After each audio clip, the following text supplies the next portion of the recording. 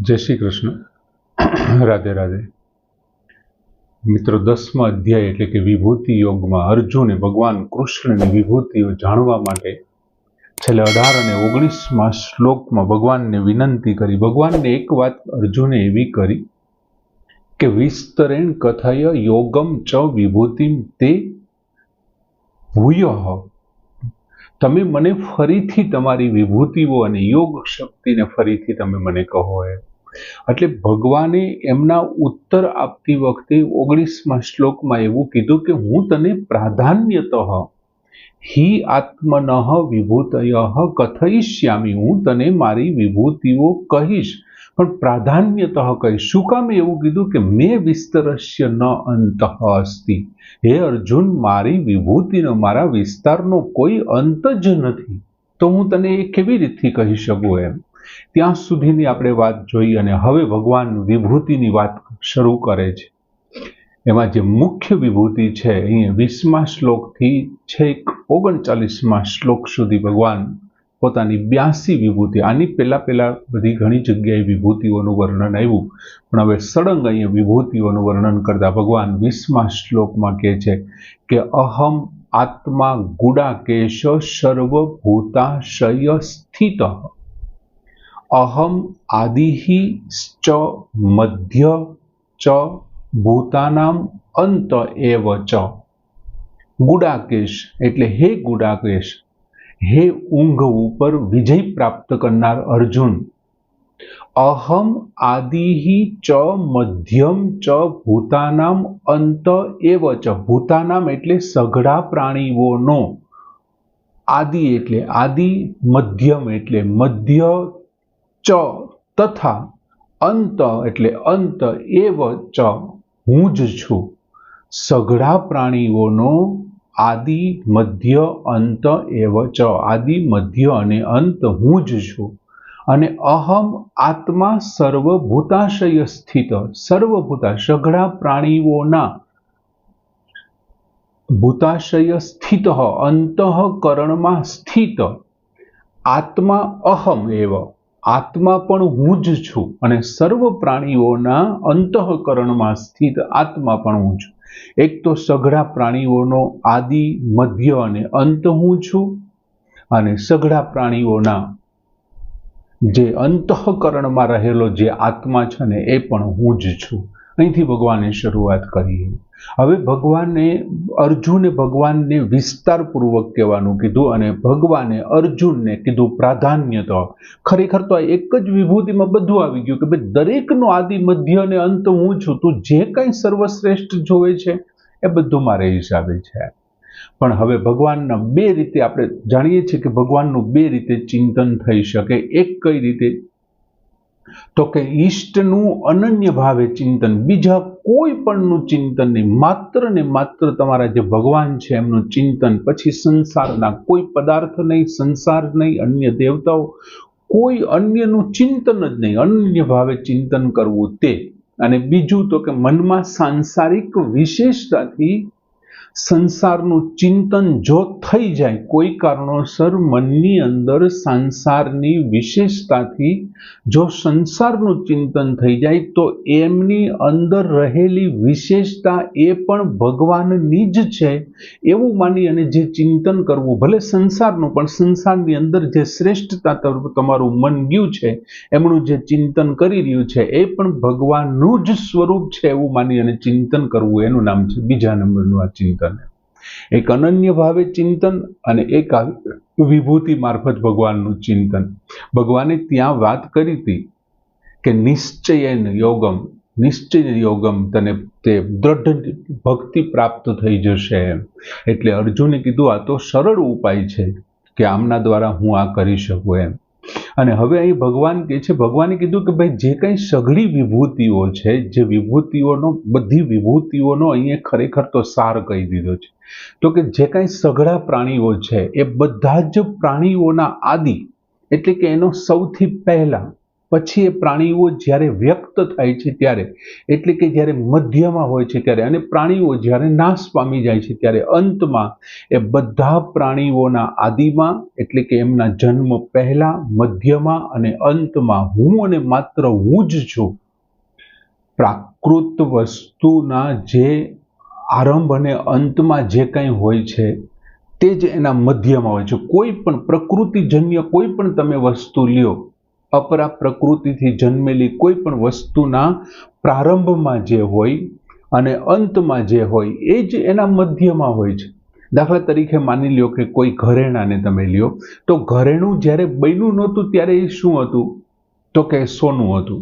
પછી ઘરેણું ભાંગી તૂટી ગયું, નાશ થઈ ગયા પછી એ શું બની ગયું? તો કે સોનું બની ગયું. વચ્ચે જે ઘરેણાના સ્વરૂપમાં એ આપણી સામે આવ્યું ત્યારે એના આકાર છે, વજન છે, એમને કારણે એનું સ્વરૂપ થોડુંક આનાથી જુદું થયું. આકારને કારણે, રૂપને કારણે કે વજનને કારણે, એમને કારણે જુદા પડ્યા.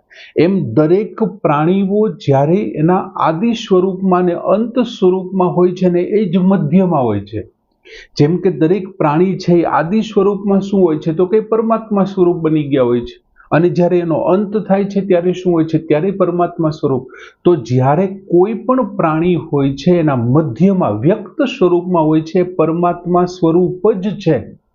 ભગવાન એમ કે છે, હું આદિ મધ્યમ ચ ભૂતાનામ અંત એવ ચ, અહમ આદિશ્ચ મધ્યમ ચ ભૂતાનામ અંત એવ ચ. હું આદિ છું, મધ્ય છું અને ભૂત છું. પણ મધ્યની અંદર એમના રૂપ છે, એમની આકૃતિ છે, એમના સ્વભાવ છે. આ બધા જુદાપણાને કારણે આપણને પરમાત્મા સ્વરૂપ નથી દેખાતું. કદાચ એવું બને, બાકી આદિમાં પણ એ પરમાત્મા છે અને અંતમાં કોઈ રમકડું છે, માટીમાંથી બનાવેલું રમકડું. આદિ પહેલા માટી હતી, રમકડું નાશ થઈ જશે ત્યારે માટી, અને અત્યારે કોઈ પૂછે આ શેનું રમકડું છે તો આપણે એમ જ કહેવાના છે આ માટીનું રમકડું છે. એટલે પરમાત્મા પણ આ જ સ્થિતિમાં છે. એટલે ભગવાન કહે છે કે ભૂતાનામ, દરેક પ્રાણીઓના આદિ મધ્યમ ચ અંત એવ ચ. હું દરેકનો આદિ મધ્ય અને અંત હું જ છું. એમ હવે જે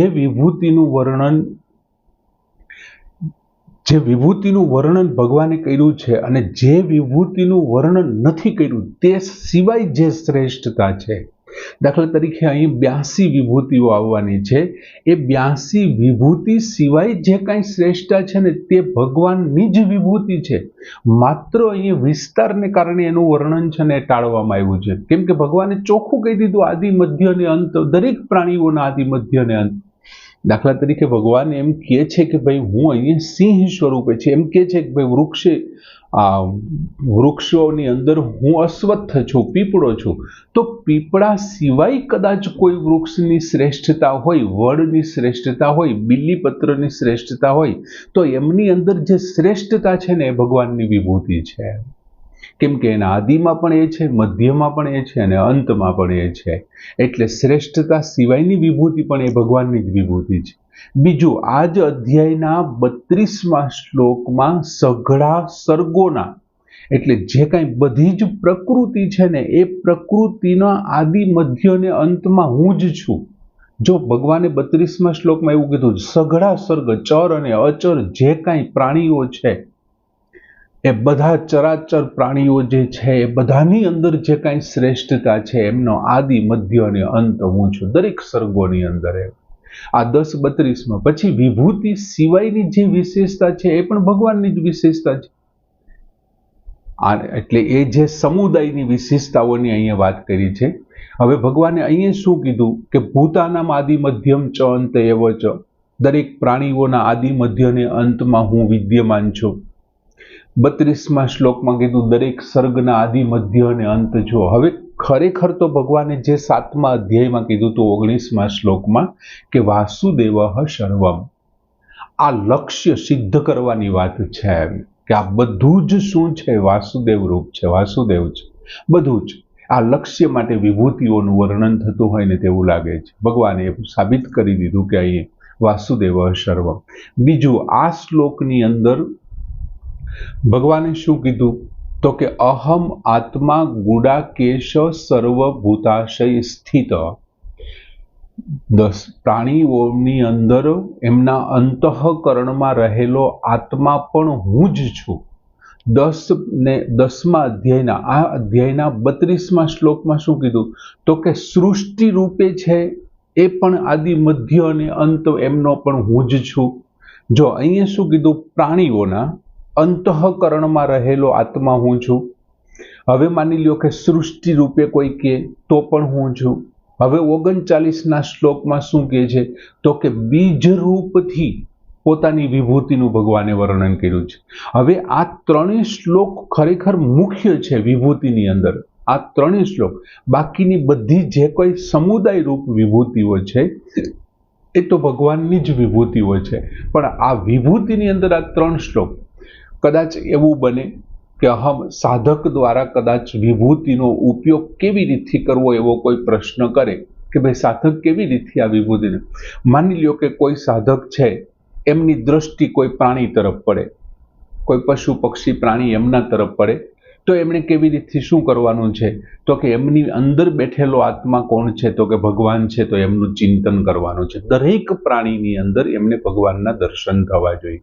આગળના શ્લોકમાં પણ આપણે જોઈ લીધું છે, ગાય હોય, કૂતરું હોય, હાથી હોય, વિદ્યા વિનય સંપન્ન બ્રાહ્મણ હોય, દરેક પ્રાણીઓની અંદર આત્મા તરીકે ભગવાન બિરાજેલ છે.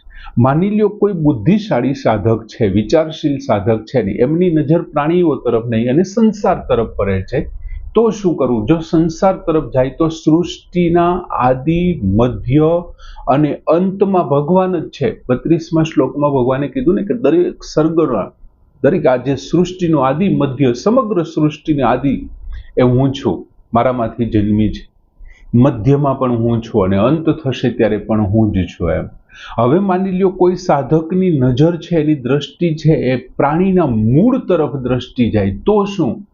તો પછી 39મા શ્લોકમાં કીધું છે કે બીજરૂપ ભગવાન જ છે. દરેક પ્રાણીઓના બીજભૂત પિતા તરીકે પણ એ ભગવાન જ છે. એટલે ત્રણેયની રીતે એક રીતે જોઈએ ને તો સાધક ભગવાનનું ચિંતન કરી શકે. પ્રાણી સામે જોઈ તો આત્માના રૂપમાં, સૃષ્ટિ સામે દ્રષ્ટિ જાય તો ભગવાન આદિ મધ્ય અને અંતમાં, અને મૂળ તરફ જાય તો બીજભૂત તત્વના રૂપમાં એ ભગવાન જ છે. અને બધી જ જે કંઈ સર્વશ્રેષ્ઠતા અને વિલક્ષણતા દેખાય છે તે ભગવાનની જ વિભૂતિ છે. આમ ભગવાને વિભૂતિ યોગના 20મા શ્લોકથી શરૂઆત કરી કે અહમ આત્મા ગુડાકેશ સર્વભૂતાશય સ્થિત અહમ આદિશ્ચ મધ્યમ ચ ભૂતાનામ અંત એવ પૂર્ણ કરી. જય શ્રી કૃષ્ણ.